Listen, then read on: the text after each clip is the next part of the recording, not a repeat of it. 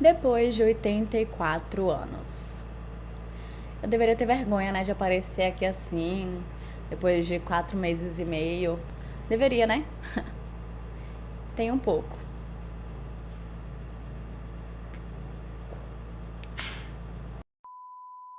Oi, gente! Sejam bem-vindos ao meu canal. Se você é novo por aqui, eu costumo falar sobre casos criminais reais nas quartas. E nos domingos eu falo sobre mitos e lendas enquanto eu maquio ou outras histórias. Então, se você gosta desse tipo de conteúdo, não se esqueça de se inscrever e deixar o seu like, que é muito importante para a divulgação do canal. E se você tem alguma sugestão de casos criminais, mitos, lendas ou basicamente qualquer tipo de história, é só comentar aqui embaixo que eu anoto tudo e tento trazer o mais rápido possível.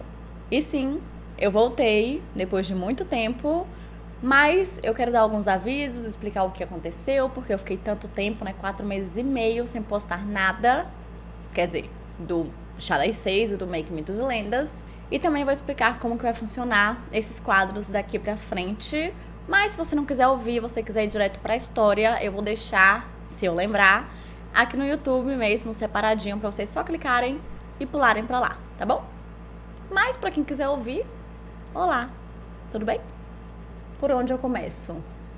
Primeiro, eu queria, né, pegar ali o primeiro mês do mês, janeiro, tal, aquela coisa toda, e adiantar alguns roteiros, fazer tudo direitinho, dar aquela adiantada boa, mas o que aconteceu? Eu fiquei doente. Aí quando eu parava de ficar doente, eu ficava uma semana bem, depois eu ficava doente de novo, e tem sido assim até agora. Ó, que bacana, muito legal, né? Incrível. Então, por conta disso, eu não consegui me adiantar em nada, nem no Fita Amarela, né? Vocês estão vendo aí o negócio que tá sendo, né? Pelo menos que me acompanha no Instagram. Então, se você não me acompanha, você está perdendo muito conteúdo bom e de qualidade. E também teve o fator de que os vídeos do Fita, eles estão, tipo, a média é 45 a 1 hora. Então, realmente, eles estão muito maiores. Leva mais tempo pra fazer, pra editar, pra tudo. Então, eu não tava tendo esse tempo extra pra fazer os roteiros do chá e do make. Porém, eu tô com saudade. Eu amo gravar esses quadros, esses 2 quadros. Amo muito. Eu sinto que é um pouco mais tranquilo, né? Eu não tô falando ali de morte e assassinato e tudo isso. Apesar de que nessa segunda temporada do Chá das 6 não vai ser tão tranquilo assim quanto era antes, né? Na primeira temporada. Começando pela história que eu vou contar pra vocês hoje, porque realmente é uma montanha-russa, é tudo muito doido e envolve um tema ali que é um gatilho, que pode ser um gatilho pra muita gente, que é então, se esse tema não te faz muito bem, se você não tá confortável nesse momento pra assistir esse vídeo ou nada relacionado a isso, pula esse vídeo de hoje, a história de hoje, vai assistir outros vídeos do canal, tem vários, até mesmo da primeira temporada do Chá das 6, que foi bem mais tranquilo, foi tipo paz e amor, foi top. E outra mudança que teremos, pelo menos por enquanto, eu vou ver como vocês reagem a isso, que é que antes os vídeos do make e do chá eram nas sextas, porém eu quero ver como que ele reage nos domingos, porque sexta tem gente que trabalha, tem gente que não vai assistir, e domingo é um dia que ninguém faz nada, né? Todo mundo fica ali deitado na cama, domingou, então vai ter aí um conteúdo pra vocês, mas também não vai ser todo domingo, pelo menos não agora, não no começo, quando eu ainda tô me organizando direitinho, porque eu prefiro trazer um conteúdo de qualidade do que muito conteúdo e acabar não tendo ali as informações e os detalhes que eu tanto gosto. Então eu acredito que esse mês eu consiga trazer mais um Chá das 6, e aí talvez mês que vem eu consiga voltar com o Make Mitos e Lendas também, tá bom? Então, chega de blá blá blá e vamos pra história de hoje.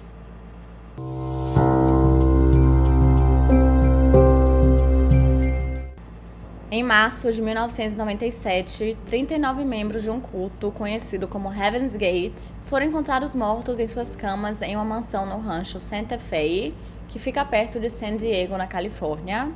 Dentre eles, tinham 18 homens e 21 mulheres, e todos estavam vestidos exatamente da mesma forma, com roupas pretas e tênis da Nike, e estavam cobertos com lençóis roxos.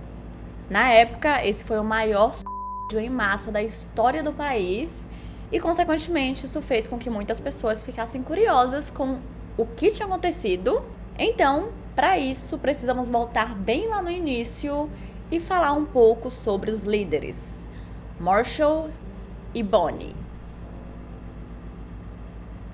Marshall Hearst Applewhite Jr. nasceu no dia 17 de maio de 1931, na cidade de Spur, no Texas. Desde criança, ele teve uma educação bem focada na religião e na Bíblia, considerando que o seu pai era um ministro presbiteriano e aparentemente ele era muito bom nisso. A profissão de seu pai também fazia com que eles se mudassem com bastante frequência, mas isso nunca foi algo que incomodou a família. Marshall estudou no Austin College e em 1952 conseguiu seu diploma de bacharelado em filosofia e logo em seguida se matriculou no Union Presbyterian Seminary para estudar teologia, com o objetivo ali de seguir os mesmos passos do pai. Mais tarde, ele se casou com uma mulher chamada Anne Pierce, com quem ele teve 2 filhos, Mark e Lane. E mais tarde ele percebeu que o seu grande amor, a sua grande paixão era a música. Então, ele pegou seus filhos, sua esposa e a família se mudou para Carolina do Norte, onde ele passou a ser o diretor musical de uma igreja presbiteriana. Então, ele dava ali seus sermões através da música. Em 1954, ele foi convocado para o exército e foi liberado em 1956, após servir na Áustria e no Novo México. E depois ele se matriculou na Universidade do Colorado, onde conseguiu seu mestrado em música. E claro, teve aquele momento ali em que ele quis ser um astro da música, uma grande estrela. E lá foi ele, novamente, que é uma coisa que ele fazia com bastante frequência, por sinal, se mudou para Nova York. Porém, o seu plano não deu muito certo, apesar de que aparentemente ele tinha até o bom e famoso talento. E por conta disso, lá foi ele, mais uma vez, se mudar. Como eu falei, ele fazia isso muito. E dessa vez ele passou a lecionar na Universidade do Alabama.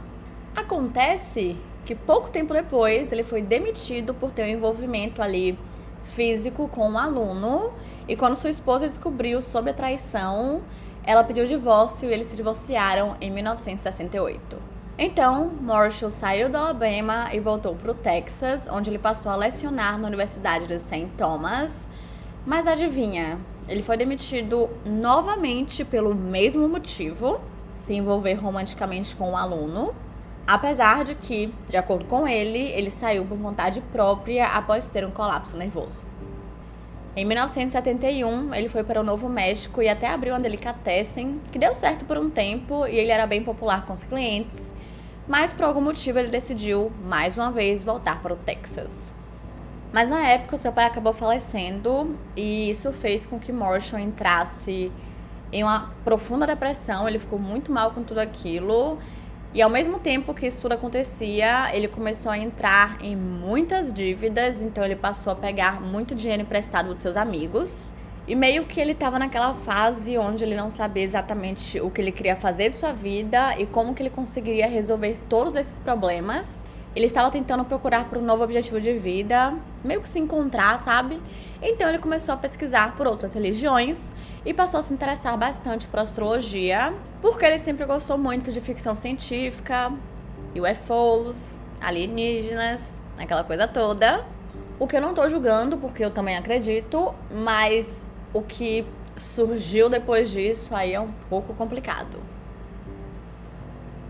E então, toda a sua vida mudou, virou de cabeça para baixo, quando ele conheceu uma mulher chamada Bonnie Lou Needles em março de 1972. Na verdade, ninguém sabe exatamente como que eles se conheceram, porque existem algumas versões. Como, por exemplo, de acordo com o diário de Bonnie, eles se conheceram quando Marshall foi visitar um amigo no hospital, onde ela trabalhava como enfermeira. Mas, de acordo com a sua filha, chamada Terry, eles se conheceram no local onde ela trabalhava, né, Terry. E aparentemente Marshall também estava trabalhando lá na época e Bonnie estava fazendo algumas leituras, né, de tarô, enfim, astrologia, fazendo um mapa numerológico de algumas pessoas. Quando, em um certo momento, ela fez a leitura de Marshall e depois ela chegou para a filha dela e disse que eles tinham uma conexão assim absurda de outros planetas, de outras vidas, de tudo. Era maravilhoso. E que tinha uma coisa muito diferente sobre aquele cara e que eles tinham uma ligação ali espiritual. Bonnie nasceu no dia 29 de agosto de 1927 em Houston, no Texas. E apesar de sua família ser batista e seguir com a religião, ela não seguiu o mesmo caminho. Ela queria conhecer outras religiões e ver em qual ela se encaixava ali melhor, mas ela conhecia muito bem a Bíblia. Em 1949, ela se casou com um homem chamado Joseph Siegel Needles, que era um empresário, com quem ela teve 4 filhos. E nessa época ela já havia se formado e já havia se tornado uma enfermeira. No começo, o casamento dos dois estava indo de vento em polpa, estava tudo muito bem, tudo maravilhoso, até 1972, quando ela começou a se interessar por outras religiões, astrologia, ocultismo, coisas mais místicas e o sobrenatural. E nessa época ela começou a tentar entrar em contato com alguns espíritos em algumas sessões que ela realizava em sua casa. Isso acontecia toda semana, sempre nas quartas. Além disso, ela também começou a ver alguns cartomantes, né, para fazer uma leitura ali, ver o que iria acontecer na vida dela. E então, um deles disse que ela conheceria um homem misterioso, loiro e de olhos claros, que é uma coisa realmente bem abrangente, né? Poderia ser literalmente qualquer pessoa, mas tudo bem. E desde essa época, ela começava a ir pro quintal com sua filha Terry para que elas ficassem procurando por OVNIs, o que eu achei bem legal, na verdade. Mas ela também começou a acreditar que um monge do século XIX chamado Irmão Francis estava tentando entrar em contato com ela. Mas não só isso, ele também estava dizendo as coisas que ela deveria fazer e meio que a guiando pelo seu caminho. Por conta desse interesse, obviamente ela queria saber um pouco mais e mais a fundo, então ela passou a estudar astrologia, teologia e ocultismo. Porém, Joseph, lembram? O seu marido, não gostava muito desse estilo de vida que ela estava começando a ter, porque antes era uma coisa que ela não fazia, e agora ela gostava, mas ele não gostava, principalmente pelo fato de que sempre, todas as quartas, tinham pessoas desconhecidas em sua casa para realizar essas sessões, que era uma coisa que ele não acreditava e não aprovava. E foi nesse momento em que ela conheceu Marshall. A conexão dos dois foi praticamente imediata. Eles souberam na mesma hora que tinham sido destinados um ao outro e que deveriam ficar juntos, mas não era nada sexual, era realmente uma coisa mais espiritual. No mesmo dia em que eles se conheceram, eles começaram a conversar bastante e trocaram ideias sobre os seus pensamentos e crenças e perceberam que eles tinham mais coisas em comum do que pensavam. Quando Bonnie fez a sua leitura em Marshall, no dia que eles se conheceram, ela disse a ele que eles já se conheciam de vidas passadas e que agora que eles se reencontraram, eles tinham uma missão que eles precisariam, fazer juntos, completar juntos. E é aqui que as coisas começam a ficar um pouquinho mais confusas. Mas antes de explicar para vocês os seus pensamentos, que era bastante coisa, eu preciso falar, pontuar que tudo isso aconteceu durante o movimento de Nova Era, que foi um momento, assim, na vida das pessoas, um momento na história em que muita coisa mudou, muitas coisas relacionadas à política, moda, música, e basicamente tudo foi realmente uma coisa, assim, muito revolucionária. Novos pensamentos começaram a surgir, e novos movimentos, e também novos ideais, novas religiões, que exatamente as pessoas não queriam mais seguir as religiões convencionais, elas queriam as coisas um pouco mais diferentes, que fizesse mais sentido para elas, ou até mesmo misturar um pouquinho de cada uma e ter ali o seu ideal e sua crença instaurada. O que foi extremamente importante para que Marshall e Bonnie conseguissem fazer e chegar aonde eles chegaram. No ano novo de 1973, os dois decidiram fugir juntos e Bonnie abandonou tudo, sua família, seu emprego, seu marido, seus filhos, mas ela continuou mantendo contato com Terry, que na época tinha 20 anos de idade, e quando seu divórcio saiu com Joseph, ela perdeu a custódia completa dos filhos. No mesmo ano, os dois abriram uma livraria em Houston, no Texas, chamada Christian Arts Center, que além de obviamente venderem livros, eles também davam algumas aulas de astrologia, meditação, música e artes, o que sinceramente eu achei incrível, eu achei uma ideia muito legal, mas infelizmente não deu muito certo, apesar de ter tudo para dar certo naquela época, não deu, as pessoas não se interessaram tanto assim, ou talvez eles estivessem no local errado, e por conta disso eles decidiram fechá-la. Porém, pouco tempo depois, eles abriram um outro empreendimento chamado No Place, que era bem parecido, Porém, eles queriam ali mudar a estrutura, né? Porque claramente a estrutura da livraria não deu muito certo. E dessa vez era uma coisa meio que tipo um retiro, as pessoas iam lá, tinham essas aulas, que também parecia ser super legal. E dessa vez até que deu certo. Mas para Marshall e Bonnie não era o suficiente.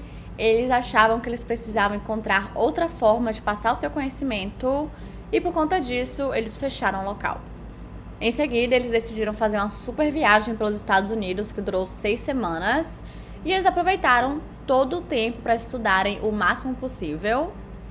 Na mesma época, eles começaram a se referirem a si mesmos como as duas testemunhas. E isso porque eles acreditavam que eles eram as duas testemunhas referidas no livro de Apocalipse, que são 2 profetas que apareceriam perto do fim e fariam vários milagres antes de morrerem e reencarnarem. E depois iriam para o céu para o próximo nível de suas vidas. Ou seja, eles acreditavam que eram esses 2 profetas e que a missão deles era reunir o máximo de pessoas possível para que quando chegasse o momento de eles irem para essa próxima fase, eles conseguissem levar essas pessoas junto com eles. Porém, tudo isso é baseado no Antigo Testamento e eles acreditavam em religiões menos convencionais, então para fazer todo sentido, para que essa missão fizesse sentido para eles, eles tinham certeza absoluta que quando chegasse o momento de ir para o céu, eles seriam levados para uma nave espacial para um lugar que eles chamavam de The Next Level. E ao chegarem lá, os seus corpos seriam transformados biologicamente em seres extraterrestres e viveriam ali eternamente, meio que no lugar perfeito. Durante essa viagem que Marshall e Bonnie estavam fazendo, eles se encontraram com a mulher e eles perguntaram se ela queria se juntar a eles. E após explicarem tudo, toda a missão, certinho, tudo que eles acreditavam, ela super aceitou e abandonou seus filhos, seu marido e seu emprego. Absolutamente tudo.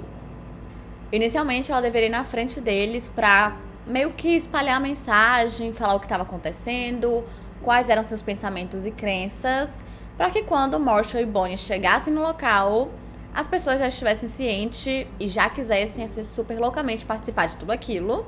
Mas, definitivamente, isso não aconteceu. Nas primeiras reuniões que eles fizeram, pouquíssimas pessoas apareceram e as poucas que apareceram os ridicularizaram.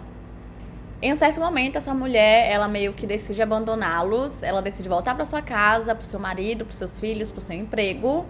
Não sei exatamente porquê, não sei se ela estava vendo que não ia dar certo, ou se para ela aquilo não estava mais fazendo sentido naquele momento de sua vida.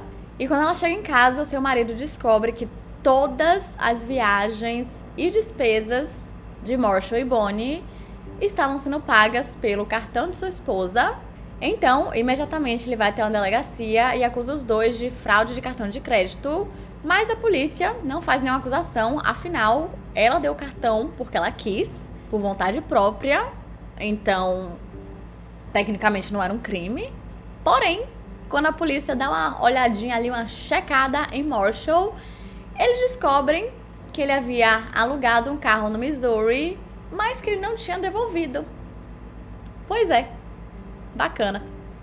Então, em agosto de 1974, ele foi preso em Harlingen, no Texas, e de lá foi extraditado para St. Louis, onde ficou preso por 6 meses. E adivinha o que ele disse? De acordo com Marshall, ele tinha sido divinamente autorizado a ficar com o carro. Marshall, querido. Durante esse tempo, Bonnie voltou a atuar como enfermeira, enquanto Marshall, dentro da prisão, estava pensando sobre suas crenças e exatamente no que ele pensava ou não. Então, ele abandonou completamente os pensamentos e os tópicos ocultos e se focou 100% em extraterrestres na evolução humana. E assim que ele saiu, os 2 se uniram novamente e continuaram exatamente de onde eles haviam parado, quase como se nada tivesse acontecido. Só que agora um pequeno detalhe era que eles acreditavam que eles eram extraterrestres. Sim, eles acreditavam que eram extraterrestres que estavam em corpos humanos apenas para espalharem a sua mensagem. E Marshall também acreditava que Jesus era como eles e que ele havia sido resgatado da Terra por uma nave espacial e levado para o próximo nível ou the next level. Pois é. Agora que o pensamento deles havia mudado um pouco, eles precisavam ainda encontrar os seus seguidores, só que dessa vez eles não queriam qualquer pessoa aleatória que concordasse com aquilo e falasse: tô pronto, vamos. Eles queriam pessoas que realmente acreditassem em tudo aquilo, nos seus pensamentos, em suas crenças e que estivesse 100% disposto a segui-los. E para isso eles passaram a ir para regiões em que eles sabiam que tinham mais pessoas que acreditavam no movimento da nova era. E realmente funcionou, deu muito certo. Ao chegarem nas cidades, eles iam distribuindo alguns panfletos, algumas coisas para anunciar suas reuniões. E nessas reuniões eles falavam tudo isso que eu falei para vocês e que aqueles que participassem, que aceitassem participar e segui-los, seriam levados para um nível avançado de evolução. E nessa época, Bonnie e Marshall passaram a se referirem a si mesmos como Boo e Pip, respectivamente. Muitas pessoas falaram que eles eram muito carismáticos e as coisas que eles falavam, eles expressavam de uma forma tão calma e tão objetiva que era fácil acreditar no que eles estavam dizendo, já que eles realmente acreditavam naquilo. E geralmente as pessoas que iam nas reuniões estavam com a mente super aberta para ouvir as ideias. Enquanto Marshall, ou Pip, era o que mais falava e se comunicava com os participantes, Bonnie, ou Boo, era mais quieta, se comunicando apenas com Marshall, mas que dava a impressão ali de que ela era o cérebro por trás de toda a missão e que estava ali para observar como as coisas iam. Inicialmente, o grupo recebeu o nome de Metamorfose Individual Humana e desde a primeira reunião eles conseguiram ali uma galerinha. Durante o tempo, eles ficaram apenas enviando as mensagens, falando o que eles falariam sobre, espalhando a mensagem, até que em 1975 eles realmente foram convidados para darem uma palestra e conversar com os devotos da nova era, mais especificamente em abril. Só nessa reunião eles conseguiram 25 participantes, 25 membros, sendo que no total tinham ali 50 pessoas. Então assim, eles conseguiram metade da galera. E eles fizeram o mesmo esquema de antes, o que eles haviam feito com aquela mulher que foi, depois voltou para casa, teve o negócio do cartão, aquela coisa toda, de as pessoas irem na frente para que elas pudessem meio que já ir preparando o terreno, falando o que estava por vir, para quando eles chegassem, as pessoas já estivessem interessadas e já quisessem participar da reunião, praticamente para eles não perderem tempo, Isso é uma coisa mais direta, reta, acabou. Em setembro, eles conseguiram uma outra reunião, só que dessa vez em Oregon, que deu super certo. Só pra vocês terem noção, 30 pessoas foram com eles e abandonaram completamente suas vidas, incluindo suas famílias, o que obviamente chamou muita atenção, porque as suas famílias começaram a relatar essas pessoas como desaparecidas, e só depois que eles descobriram que elas realmente haviam ido porque elas estavam afim por livre e espontânea vontade. Porém, isso não foi tão legal assim pro grupo, porque a mídia meio que caiu matando, dizendo que Marshall e Bonnie estavam fazendo ali uma lavagem cerebral bem pesada. Agora que o grupo já estava bombando, já tinha muita gente, 200 pessoas, Marshall e Bonnie decidiram mudar o seu nome. Eles decidiram agora se referirem a si mesmos como T e Doe, ao invés de Boo e Pip. E é assim como eles são referidos na grande maioria dos artigos, jornais, etc., além de Marshall e Bonnie. Depois eles foram para uma outra cidade, ainda no Oregon, chamada Waldport, onde 150 pessoas compareceram e lá eles falaram sobre a ideia de que os OVNIs iriam buscá-los. Porém, essas 150 pessoas que estavam ali acharam aquilo uma grande piada. Então, meio que foi bem ruim essa reunião, todo mundo ficou zombando deles, realmente foi terrível. Porém, no fim, eles conseguiram mais 20 seguidores. Em seguida, eles iriam para o Colorado, onde teriam uma reunião com 400 pessoas, mas por algum motivo isso não aconteceu e boa parte dos seguidores que eles haviam conseguido no Oregon foram embora e o grupo diminuiu bastante. Em 1976, tudo tinha virado uma grande bagunça, muitas pessoas continuavam indo embora. Então, Marshall e Bonnie decidiram aparecer no Manhattan College, no Kansas, e dizer que eles não estavam mais aceitando nenhum membro e que a colheita havia acabado. Em julho, eles se mudaram para o Wyoming e, novamente, muitas pessoas continuavam saindo. E isso porque Marshall e Bonnie tinham colocado um monte de regra, umas regras extremamente rígidas, que os membros deveriam obedecer. Como, por exemplo, era proibido abraços, joias, jeans, sexo e drogas, o que essa parte até aí tudo bem, mas não para por aí. Ao entrarem no grupo, eles deveriam cortar todo e qualquer contato com suas famílias e com seus amigos. Então, eles deveriam interagir apenas com os outros membros ou apenas com as pessoas que eles estavam tentando recrutar e mais ninguém. Além disso, eles foram separados em pares exatamente para que cada um ali ficasse de olho no outro, para que o outro não quebrasse nenhum tipo de regra. Eles também tinham uma rotina extremamente rígida de vitaminas. Eles deveriam ser fisicamente parecidos, tipo, usando o mesmo tipo de roupa, e todo mundo tinha que ter um cabelo super curto, seja homem ou mulher. Seus livros e o que eles assistiam na televisão era altamente controlado. E de acordo com Marshall e Bonnie, isso era, tipo, uma preparação, um treinamento para a vida rígida que eles deveriam seguir dentro da nave espacial. E piora. Depois de um tempo, Marshall começou a acreditar que alguns membros não estavam sendo tão fiéis assim. Então, ele decidiu testá-los e mencionou ali, ocasionalmente, a c*******. Obviamente, muitos não aceitaram, mas no fim, Marshall, juntamente com mais 6 membros, foram fazer esse procedimento cirúrgico e foram para o Novo México, onde cortaram seus... Além de tudo isso que eu falei pra vocês, eles também tinham que mudar os seus próprios nomes, exatamente para que eles se afastassem ali das suas vidas anteriores e meio que se dissociassem a isso. E todos os nomes terminavam em old e tinham apenas 3 letras antes disso, como por exemplo, Melody, T-Load, Jim-Load, etc. James-Load. Então, o old seria tipo o nome da família, tipo o nosso sobrenome. Só que Marshall e Bonnie não ficavam muito com os membros, porque eles sempre eram enviados na frente e só os encontravam pouquíssimas vezes no ano, quando eles tinham alguma revelação do próximo passo.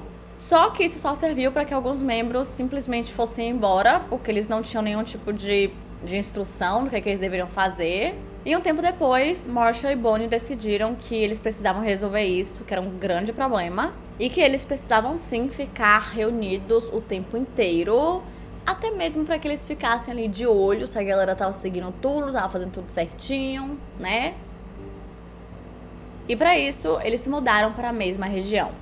Mas mesmo assim, se alguém quisesse ir embora, eles poderiam. Tipo, eles até eram encorajados a isso, porque eles não queriam pessoas que realmente não acreditassem naquilo ou que não estivessem interessados. E enquanto o momento não chegava, né, da nave espacial e tal, eles iam arranjando alguns empregos, mas nada muito longo, sempre empregos muito rápidos e simples, exatamente para que eles não criassem um amor, sei lá, uma vontade de ficar naquele lugar e abandonar o grupo. Só que o dinheiro que eles recebiam não ficavam para eles. Eles davam, obviamente, para Marshall e Bonnie. Então, se eles quisessem comprar uma coisinha, uma brusinha, alguma coisa, eles tinham que pedir permissão para usar o próprio dinheiro. No início dos anos 80, o grupo mudou o nome para Heaven's Gate, que é como ele é conhecido hoje em dia. E Marshall e Bonnie decidiram colocar esse nome porque eles achavam que era uma chave para o portão do céu, /paraíso, já que eles eram os líderes e os mensageiros, ou os profetas. Mas, com base nas cartas que Bonnie enviava para Terry, a sua filha, não parecia mais que ela estava tão envolvida assim nos pensamentos e na missão. Aparentemente, ela indicava nessas cartas que Marshall estava levando as coisas em uma direção que ela não estava mais completamente disposta a seguir. Em 1983, Bonnie teve que remover um de seus olhos cirurgicamente por conta de um câncer que havia sido diagnosticado alguns anos atrás. E, infelizmente, em junho de 1985, ela acabou falecendo por conta desse câncer. E algo que eu achei muito triste foi que Marshall não quis dar o nome real do hospital que ela estava para que sua família fosse lá se despedir, dar um adeus, sendo que Terry estava a poucas horas de distância. E ela morreu completamente sozinha, porque o próprio Marshall não ficou com ela. Sério, eu achei isso muito absurdo, me deu uma raiva. Uma leve, grande raiva. E agora, Marshall tinha um grande de um problema. Acontece que até agora, todo o plano, toda a missão se baseava em as pessoas serem resgatadas pela nave espacial vivos. E agora, um deles não estava mais vivo. Ué. Isso fez com que Marshall tivesse que mudar algumas coisas, dar uma pequena leve reestruturada nos pensamentos e até mesmo na missão. Então, ele disse que agora, para que eles pudessem transcender espiritualmente, eles precisavam deixar os seus veículos, corpos, para trás. E mais, ele também disse que o motivo pelo qual Bonnie havia morrido era porque ela estava já em um nível super avançado de evolução, muito mais que ele. Então, aquele veículo não suportava mais toda a evolução que ela tinha, e para isso ela teve que deixá-lo para trás e voltar à sua forma extraterrestre. E acreditem ou não, essa tentativa de explicar toda essa mudança foi bem aceita e impediu até que todo mundo simplesmente vazasse e voltasse para casa. Mas, querendo ou não, Marshall tinha acabado de perder uma pessoa que ele amava muito, a sua companheira, e a única pessoa que estava ali com ele para tudo que viesse, e ele acabou ficando bem deprimido. E os seus seguidores o ajudaram muito, porque eles deram aquela força que ele precisava e estavam ali, sabe, tipo, encorajando, dizendo que ia dar tudo certo, para ele não desistir. Então ele organizou uma cerimônia onde se casou, simbolicamente, com todo mundo, provavelmente como uma forma de mantê-los ainda mais unidos. E como ele acreditava que Bonnie tinha um nível espiritual maior que o dele, porque ele realmente acreditava em tudo que ele dizia, ele começou a chamá-la de pai e começou a se referir a ela apenas com pronomes masculinos. Agora, por quê? Não sabemos exatamente. Outra coisa que começou a acontecer bastante nessa época foi que Marshall começou a ficar bem paranoico, acreditando que tinha uma grande conspiração contra o grupo que queria destruí-los a todo custo. E de acordo com um dos membros, ele até se recusava a aceitar novos seguidores porque ele achava que sempre seriam pessoas infiltradas que estariam ali apenas para coletar informações e destruírem tudo o que ele demorou anos para construir. Por conta disso, no final de 1980, o Heaven's Gate ficou extremamente discreto, principalmente sem nenhum tipo de aparição, e pouquíssimas pessoas sabiam da existência dele. Em 1988, eles enviaram um documento bem detalhado sobre suas crenças para várias organizações do movimento da Nova Era, que continha informações sobre toda a história e origem do Heaven's Gate, além de aconselhar que as pessoas lessem alguns livros específicos que se concentravam principalmente na história cristã e nos OVNIs. Depois disso, eles voltaram a ficar bem discretos e só retornaram em 1992, porque alguns membros foram embora, então eles precisavam recrutar. Foi então que eles produziram um vídeo chamado Beyond Human, que passou na televisão em um sábado, na esperança de que algumas pessoas vissem, se interessassem e se juntassem a eles. E apesar de não ter ajudado ali a trazer novos membros, fez com que membros antigos voltassem a se interessar e novamente se juntassem ao culto.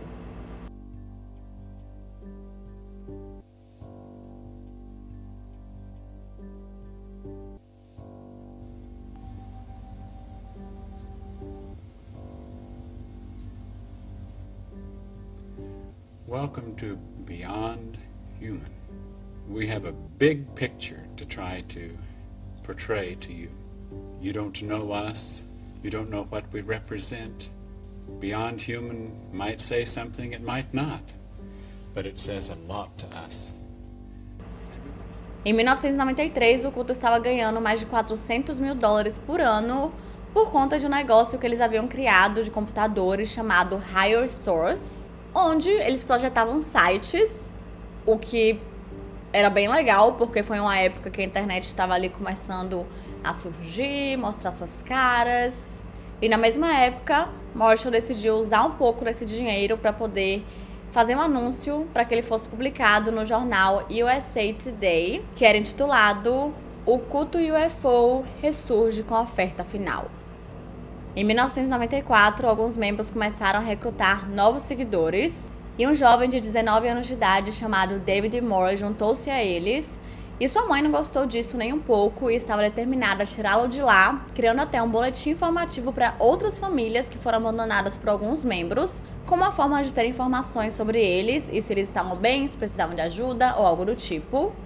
E quando Marshall descobriu sobre isso, ele ficou bem pistola, não gostou nem um pouco e chegou a dizer a ela que ela estava causando problemas e que ela era uma intrometida.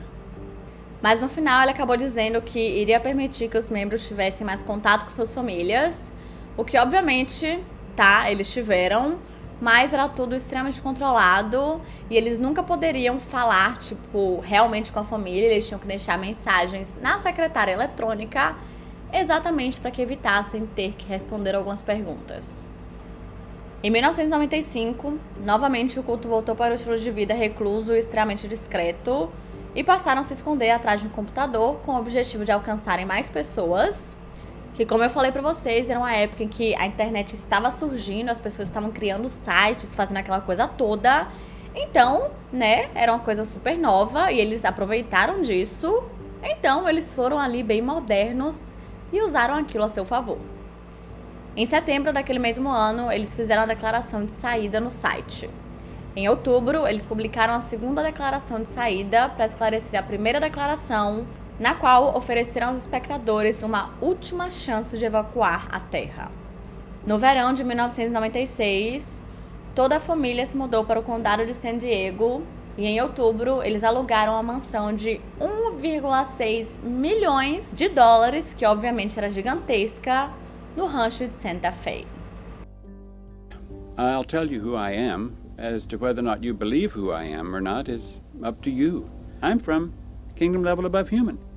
Some religious radical, some blasphemous individual that wants to take advantage of people. I'll tell you about a kingdom level beyond here, and if you want to go there, then you have to follow me because I'm the guy who's got the key at the moment. Acontece que agora Marshall tinha certeza, 100% de certeza, ou melhor, 200% de certeza, que Bonnie já estava a caminho na nave espacial e seguindo um cometa chamado Hale-Bopp, que por sinal eu pensava que era inventado, porque a primeira vez e a única vez que eu ouvi falar nesse cometa foi quando eu descobri sobre o culto Heaven's Gate, há muitos anos atrás, mas eu nunca realmente tinha parado para pesquisar sobre isso. Mas enfim, Marshall tinha certeza que Bonnie estava indo buscá-los. Marshall então disse aos membros que eles seriam levados para um destino empíreo, que é onde os deuses moram, e que teriam a super conspiração do governo e que eles acobertariam absolutamente tudo, então ninguém saberia da nave espacial. Mas não se sabe exatamente por que ele acreditava que a nave espacial seguiria esse cometa em específico, ou porque ele tinha certeza de que Bonnie já estava a caminho.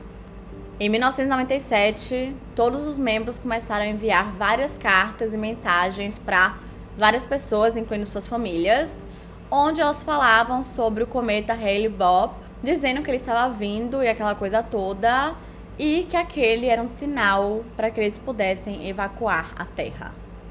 A esse ponto, Marshall já havia explicado para todos eles que eles deveriam deixar os seus veículos para trás, da mesma forma que Bonnie, e que para isso eles teriam que morrer. Mais precisamente, eles teriam que tirar as suas próprias vidas e a Terra seria reciclada. E essa parte me choca muito porque eles aceitaram. Acredito que poucos foram embora depois disso, mas a grande maioria que já estava naquela época aceitaram aquilo. E pra gente é muito difícil de acreditar em tudo isso. Só que para eles, para os membros, eles já estavam ali, vivendo aquilo, com aquela crença, com aqueles pensamentos há anos, sendo que a grande maioria, se não todos, se envolveram com o Heaven's Gate quando eles estavam em momentos muito frágeis de suas vidas, ou quando eles estavam procurando por algum objetivo de vida, em alguma coisa para acreditar, então eles acreditaram. Então, no dia 19 de março, eles gravaram suas mensagens de despedida e cada um deles teve 5 minutos para falar o que eles queriam para suas famílias ou para quem quer que fosse ver aqueles vídeos. E todos eles usavam roupas largas e pareciam estar super calmos e tranquilos. E o dia em que eles tiraram a própria vida foi no dia 23 de março, que seria o dia em que o cometa Hale-Bopp estaria mais próximo da Terra.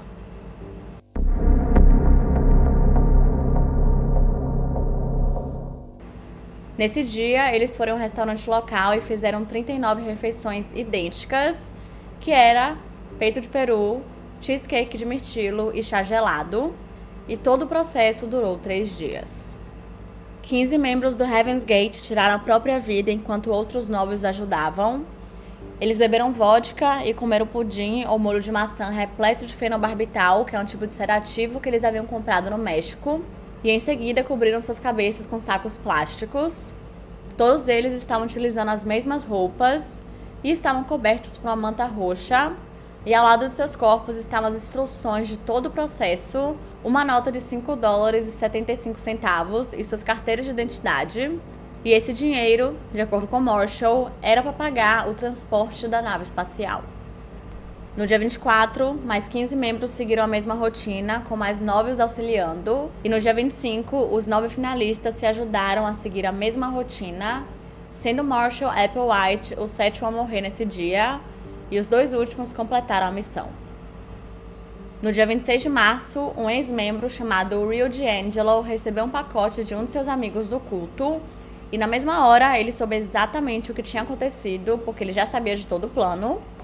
Então ele foi até a casa para confirmar se eles realmente haviam feito aquilo, e enquanto ele andava pela casa, ele filmava tudo, e de acordo com ele, o fedor na mansão era o suficiente para que ele soubesse e tivesse certeza que todo mundo estava morto, mas por precaução ele começou a gritar pelos nomes para ver se alguém respondia, mas infelizmente ninguém respondeu.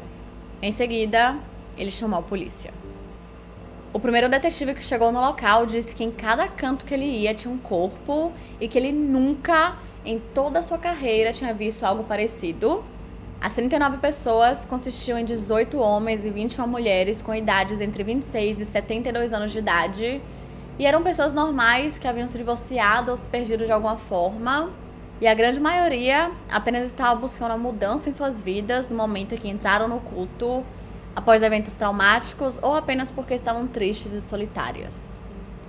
Assim que o de massa se tornou público, o mesmo aconteceu com um vídeo feito por Marshall e seus seguidores, onde ele fala de todas suas crenças e que aquela era a hora de evacuarem a Terra. Um dos antigos membros, chamado Chuck Humphrey, que não estava entre os 39, expressou alegria quando ele soube de tudo aquilo e ficou feliz porque os seus amigos haviam deixado os seus veículos e, na verdade, ele ficou triste porque ele não tinha participado de tudo aquilo. E em uma de suas entrevistas, ele chegou a dizer o seguinte: "Eu gostaria de estar com eles." Meu Deus. O próprio Rio D'Angelo, que havia sido o que tinha ido lá no local, na casa primeiro, e encontrou os corpos, ele só saiu do culto porque ele queria espalhar a mensagem, chegando até a ter a bênção do próprio Marshall Applewhite. E ele chegou a dizer que acredita fortemente que Marshall era a segunda vinda de Jesus à Terra. Pois é.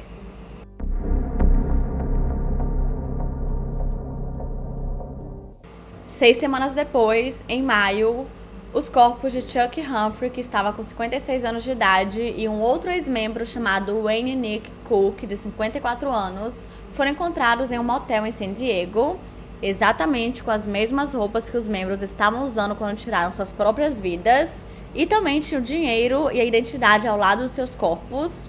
Mas na verdade, Chuck conseguiu ser salvo por muito pouco, mas ele realmente acreditava em tudo aquilo. Então, no verão de 1997, ele conseguiu cumprir com seu objetivo. O dono da mansão onde tudo isso aconteceu, ele chegou a permitir que o Inside Edition fizesse um tour pelo local. E embora eles não fossem permitidos dentro dos quartos, não sei exatamente porquê, mas, né, a gente pode imaginar, eles foram permitidos entrar em todos os outros locais.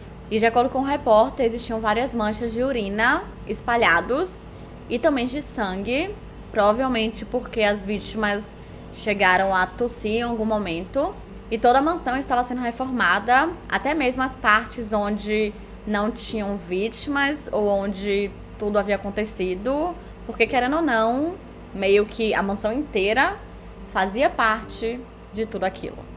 E desde então, a mansão foi destruída e reconstruída. Mais tarde, uma psiquiatra que falou com a estação de notícias local chamada KTTV disse que acreditava que Marshall mostrava alguns sinais de maníaco depressivo.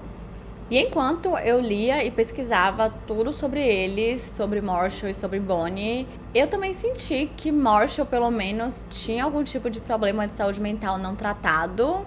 Porque, não sei, eu não sentia que ele fazia as coisas por manipulação, porque ele queria manipular a galera e, tipo, sei lá, no final matar todo mundo. Eu sentia que ele fazia aquilo porque ele realmente acreditava na nave espacial. Ele acreditava que Bonnie estava indo buscá-los, ele acreditava que ele era um dos profetas e ele acreditava no próximo nível. Mas eu quero saber de vocês, o que vocês acham? Porque eu comecei a pesquisar esse caso tendo uma perspectiva, um jeito de pensar, e eu terminei pensando completamente diferente. Ele acabou sendo o líder do maior em massa da história americana, e o Heaven's Gate foi o primeiro culto americano conhecido da era da internet.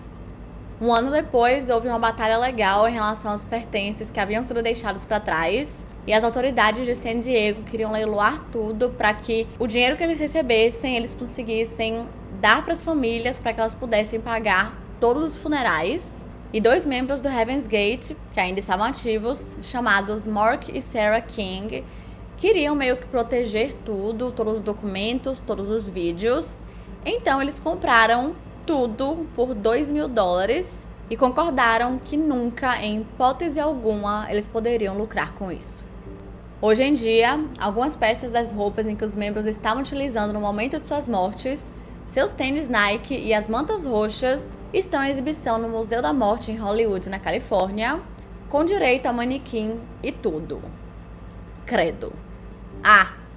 E existem 2 membros conhecidos como Tila e Wee, que mantêm o site ativo até hoje, e eles respondem todos os e-mails que eles recebem no site, e parece que eles respondem até bem rápido. Na verdade, algumas pessoas ainda seguem os pensamentos e crenças do Heaven's Gate, e Tila e Wee postaram uma declaração sobre os em massa. Sabemos que é somente enquanto estamos nesses veículos físicos, corpos, que podemos aprender as lições necessárias para completar nossa própria transição individual, bem como para completar nossa tarefa de oferecer o reino dos céus a esta civilização uma última vez. Cuidamos bem dos nossos veículos para que funcionem bem para nós nessa tarefa e tentamos protegê-los de qualquer dano. Desejamos, esperamos e ansiamos por embarcar em uma espaçonave do próximo nível muito em breve, em nossos corpos físicos. Não há dúvida em nossas mentes de que sermos apanhados é inevitável em um futuro muito próximo, mas o que acontece entre agora e depois é a grande questão. Estamos cientes de várias possibilidades. E tem mais, muito mais, obviamente eu não li tudo, mas caso vocês queiram ler tudinho que tem no site, eu vou deixar o link aqui na descrição para vocês. E é isso, gente, essa foi a história de hoje. Não se esqueçam de se inscrever, deixar o seu like, que é muito importante para a divulgação do canal. E se você tem alguma sugestão de casos criminais, mitos, lendas ou basicamente qualquer tipo de história, é só comentar aqui embaixo que eu anoto tudo e tento trazer o mais rápido possível. E é isso, até semana que vem!